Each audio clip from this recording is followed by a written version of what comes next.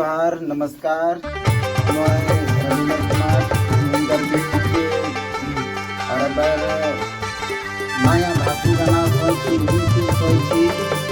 और जरूर एक बार सुनबा।